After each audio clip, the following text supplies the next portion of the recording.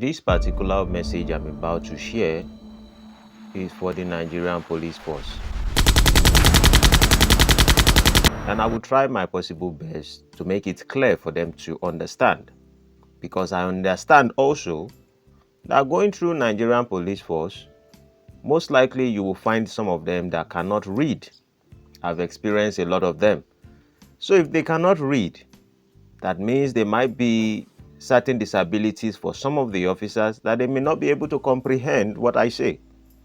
So I will try to speak about it just like Bola Ahmed Tinubu, baby steps for all Nigerian police to understand where my intentions are actually going to.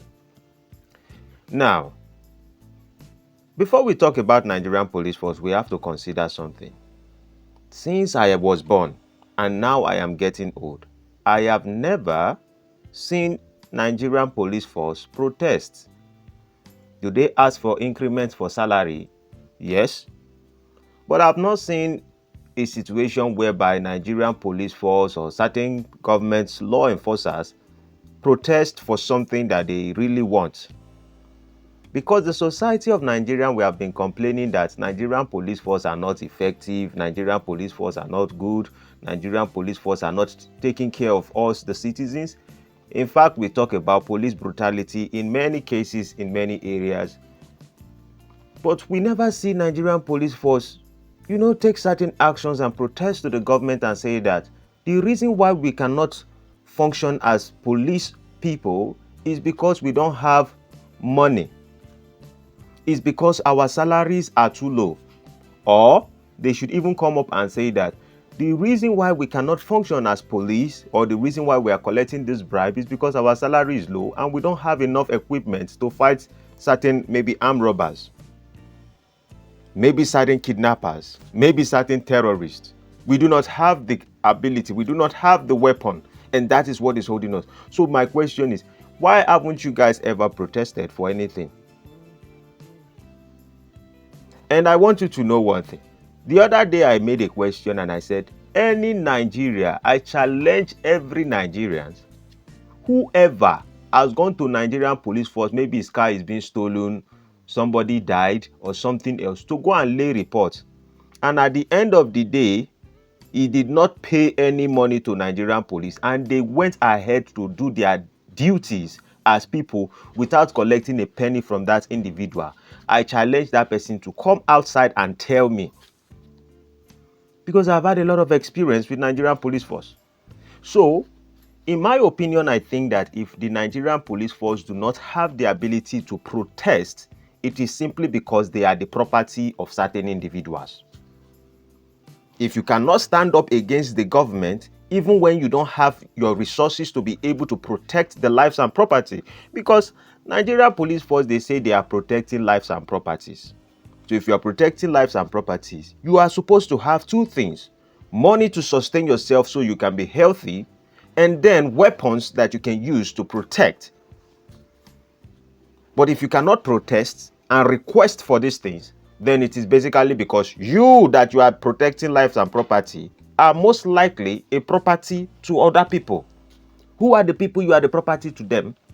Some people will say it's the government. I do not know. With that being said, I have certain things I want to talk to you guys about. I want to talk about the protest that is coming up by August 1st, 2024. I do not know the stance of the police, but always what I have known is that the property would only work for the owner. And since the beginning of time in Nigeria experience, the Nigerian police force, other law enforcement would rather want to protect the people who employ them and sometimes put the lives of those who are protesting, requesting for things that will be beneficial to their own children, to the police children, to the police family when they are protesting for it, even the people they are protesting for, so it would actually impact their family. They are the one who will hold you. They are the one who will seize your phone. They are the one who will attack you. They are the one who will brutalize you. They are the one who will end your protest. They are the one who will shoot in the name of We are being defensive. Defend an Atukwa container. What did you defend? People have lost a lot of lives when it comes to the issue of protesting in Nigeria. So let me read some things so you guys might actually know my point. I tried my possible best to come out as educated as I can be to you guys' understanding and comprehension, because for me, I've been to many police stations, and when it comes to writing statements, there are a lot of people that are inspectors that don't know how to write. That is not life. So if you cannot write, most times when I bring cases, I know you cannot comprehend what I'm saying. Someone who cannot spell, how would the person be able to think properly, even when I'm narrating it with English? Well, we heard though that some government want to start paying some people in northern areas 1,500 naira so they would not protest. I wasn't the one who said it. I heard it from Sahara reporters the other day that the government wants to pay certain people 1,500, and these individuals should make sure they would not protest. It was unfortunate for the government that those people declined.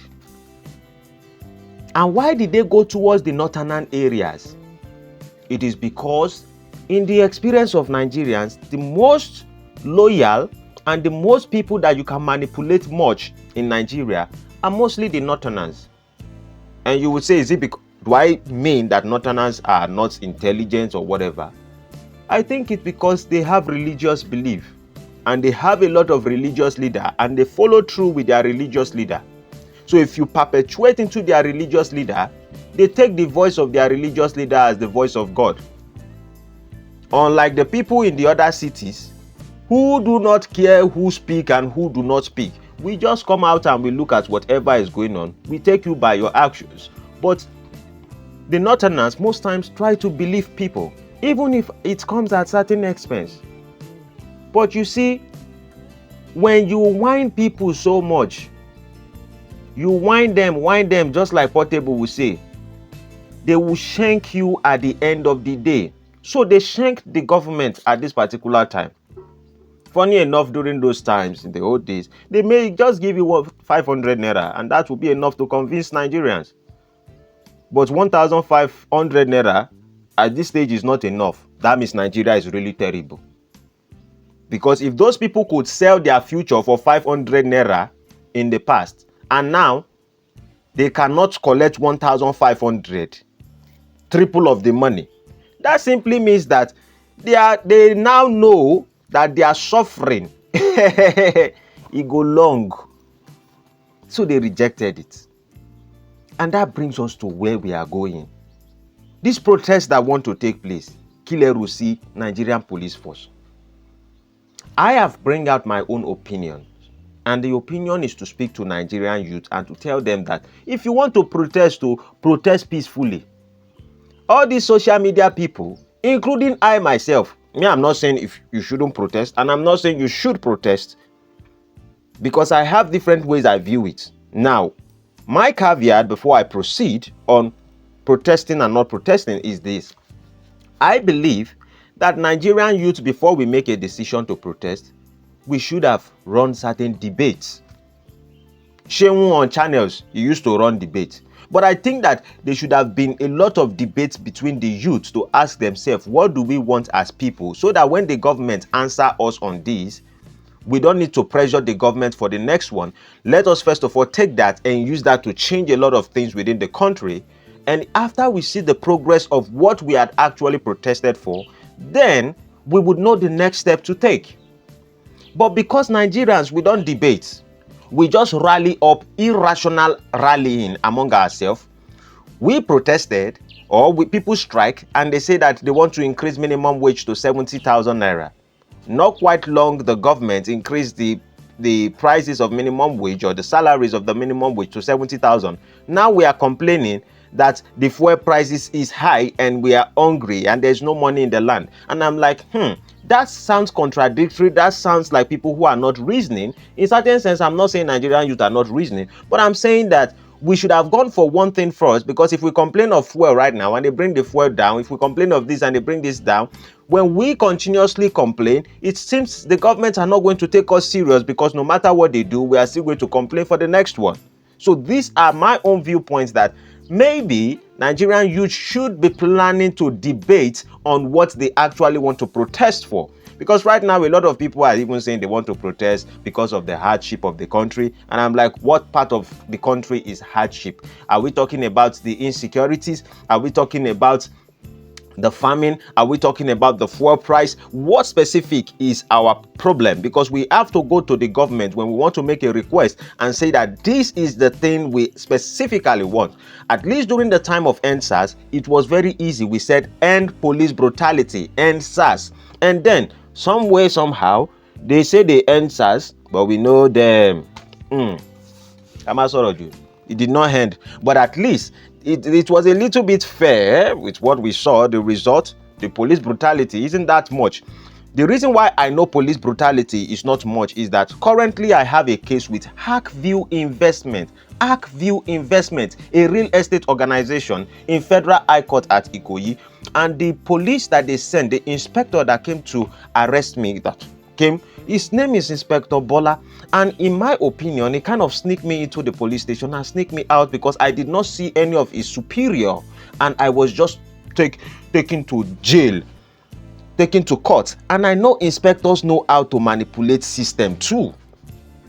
And this individual, Inspector Bola, under the AIG's office, Assistant Inspector General at Zone 2, Obalende, when he put me in the police custody for 3 days, he did not give me food nor water. So, in my opinion, that's not police brutality. He just punished me in a subtle way. The first time they came to arrest me, they had to take me to their superior, and their superior said no. The people who are laying allegations need to come, and the people who laid allegations refused to show up. But the 4 police who came, 3 of them knew the truth, and they were like, we have to take it easy with this guy. When they heard the real true story. But Inspector Bola at Zone 2, Obalende AIG, the second time he came, because he knew that I always present myself to the social media, the second time he came, he wasn't so hostile to me the way he used to be. And then he started petting me. I knew he wanted to do something more damaging. And that's why they kind of, in my opinion, he sneaked me into the police station. None of his superior were aware of it, except one who signed without even reading the book. And I have said it previously, that most Nigerian police officers don't know how to read. In fact, the ones who know how to read hate to read. That wasn't the person he was under. So in a nutshell, all the things I narrate here is that he's not, what did they call his name? He's not, this is not police brutality. So I appreciate you people for not being brutal. Thank you for not being brutal. So let me go to the next one. I have spoken to Nigerian youth in my own way. I've spoken to them that, if you want to protest, listen to those people who are encouraging you to protest. Fight for your rights, but do not die for something that the world will move ahead without you in the situation. Now, what I meant by that is that the people who died during the time of EndSARS when they were protesting, and the government, till today, we did not hear anything where they sent some kind of soldiers to start shooting certain people, and those people lost their life. I asked myself a question. I said, did Nigerians gather together to give those people money to see their family? Did the Nigerian youth organize themselves to go and pay the families of this individual who died during those time? No. Then I asked myself the second question. How many of Nigeria influencers and superstars who were claiming that we should go for protest, or those people should go for protest, how many of them actually died in the incident? In fact, it is very rare for you to see a Nigerian superstar or influencer die on protest ground. So it seems as if they know how to rally Nigerian youth to protest for certain things, and they know how to get out of that place when things want to get bad. So I am encouraging Nigerian youth that at least if you are going to protest, in my own opinion, once the time is 6 p.m., please go home. Do not protest. Go home once it's 6 p.m. You can protest from 8 in the morning to 6 p.m. in the evening. But once it's 6 p.m., go. Because if you did not go, they used to say some government will send some people and enter your people to cause chaos. And then, before you know, the law enforcement begin to shoot. But regardless of anything, the law enforcement needs to wake up to their own senses. Nigerian police force and every other law enforcement need to wake up to their own senses to know that this particular protest that they want to protest, I believe that it should be a peaceful protest. Some people will say we want to create a revolution and the rest of it. No, our revolution begins from how we begin to treat ourselves. If we don't treat ourselves with kindness, we would bring another person that will be like the person that is making things difficult for your people. So if Nigerians, if we are not good to one another, if the Nigerian police force just keep claiming that police is your friend, police friend and Atukwa container, how many issues have I that I have complained to Nigerian police that they will just ignore? Even the real estate organization we are talking about, several times I've reported them to station. In fact, there was a time that they assaulted me and I reported the case in the station. Somebody called the inspector not to take up the case. Case where I don't already write, where I don't already screenshot, where I don't already get evidence, pictures of everything. They say which they should not take charge. Another one that I have in our estate when I was fighting for some people and the rest of it. What did the Nigerian police do? You people were. So you guys do not have the effrontery to protest because you are protecting lives and property. And I asked a question, I said, you people always protect lives and property, but the property of which people? And in fact, if those that did not have money to feed, that only have lives, it is easy for some people to carry gun, and shoot to those people who only have lives. It now look as if some law enforcement are only protecting those who have life and property. If you have only life, they wouldn't respect you. They wouldn't treat you with dignity and respect as an individual, as a citizen of Nigeria. So in a nutshell, to the AIG, to the commissioners of police, to the what do they call it? PROs, to all the parts of Nigerian law enforcement, I am pleading on Nigerian youth. Do not see us as your enemy. We are not your enemy. We are fighting for our future. Should it be a peaceful protest? I support 1,000,000%.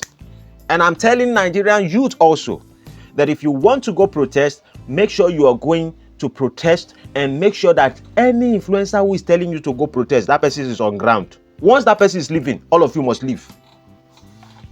Because some of them, that's how they will rally you to protest. Before you know, they will go through back. They've some people. And then in the future, you will see those same people, they will now become part of the government in the future. This drama has been unfolding itself. So Nigerian police, this is the best advice I think I can give to you guys. What do you think about it? Commissioner, talk to your people. Let them calm down. Don't carry gun and be facing us, because one thing I know is this: once some people carry gun and face people, it hungries them to shoot. But it's like they now have excitement that when they do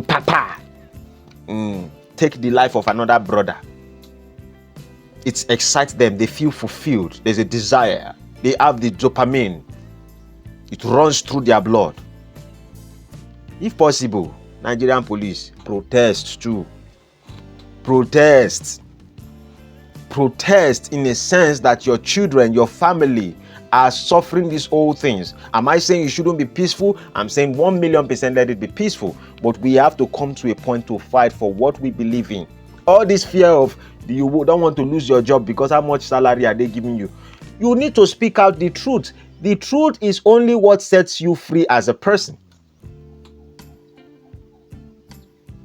No be estate because of say I dey talk truth. I stand on the truth. Estate we want they collect 25,000 from us just because of one soul, only me. Light bill don't they enter 6,000 naira. Just by telling the truth. Those people have money. The truth would always prevail. Shebi we dey court, judge go see the thing. Persecutor sef, the persecutor is a nice person. So I believe, when I say nice, I'm not saying he's supporting me. Nice in the sense that he's looking at the thing. Even the judge too, they look. They are looking. But the truth will prevail when the trial starts. So I beg you, Nigerian police, please consider your people. Mbiko, stop shooting innocent people. Talk to all those your illiterate police sergeants who did not read anything, who before they will ask you for a car receipt and you can give them television receipt and they don't know the differences. Those are the ones that easily get angry because they did not hear English language. So when they see somebody who is not driving a big Jeep, that does not have property but only have life, and the person says something that offends them because of their own illiteracy, then they begin to assault. Let's not make 2024 like that. Let's be our brother's keeper. Thank you very much. See you in the next video. If you haven't subscribed, subscribe to my channel. Adios, amigos. This is coming from the villain of truth. I am the Black Panther of Nigeria. See you in the next one. Bye-bye for now. When you are revolutionary and you talk the truth, people will come and slap you down. Then you talk the truth again, they lock you in jail. They never hear anything at all. Then go hear pansa pansa. When you are revolutionary and you talk the truth, people will come and slap you down. Then you talk the truth again, they lock you in jail. They never hear anything at all. Then go hear pansa pansa.